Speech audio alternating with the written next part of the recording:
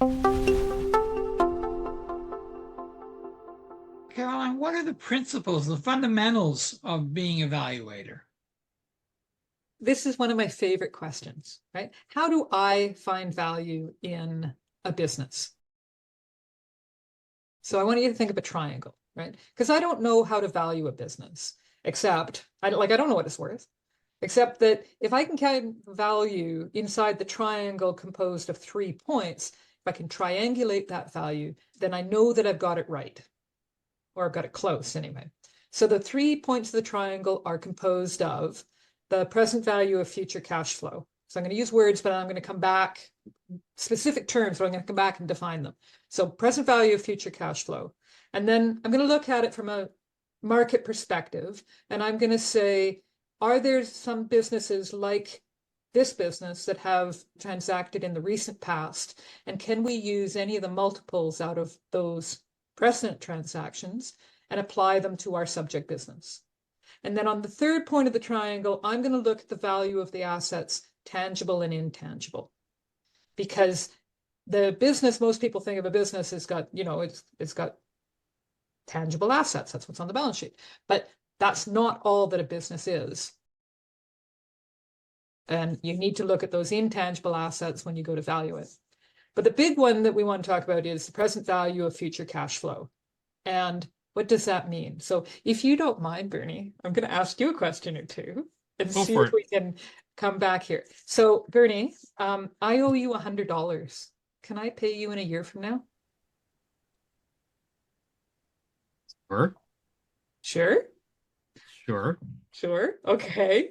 Perfect. I'll do that deal 100 days long. Because Bernie, in a year from now, if you want to buy today $100 worth of stuff, you're going to get $100 worth of stuff. But in a year from now, we're running about 5% inflation through 2023.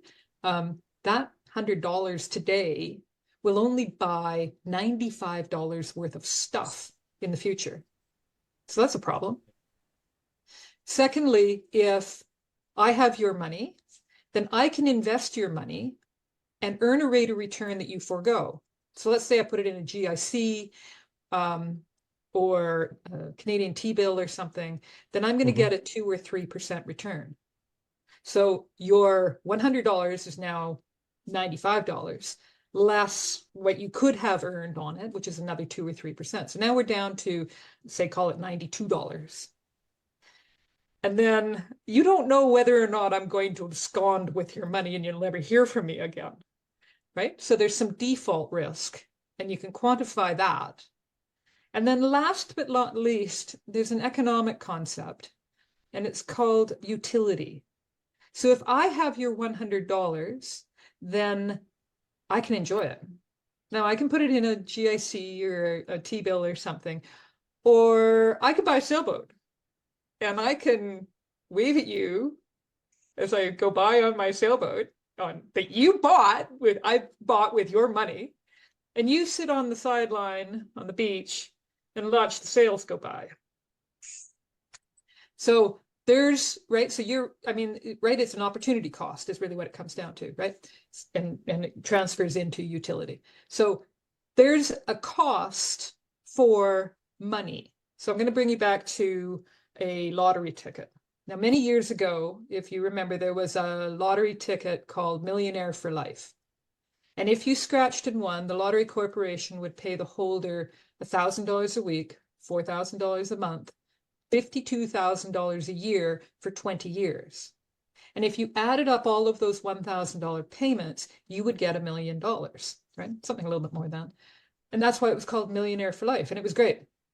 But I would argue that last $1,000 payment doesn't have as much value as the first $1,000 payment. So how do we get from future value to present value?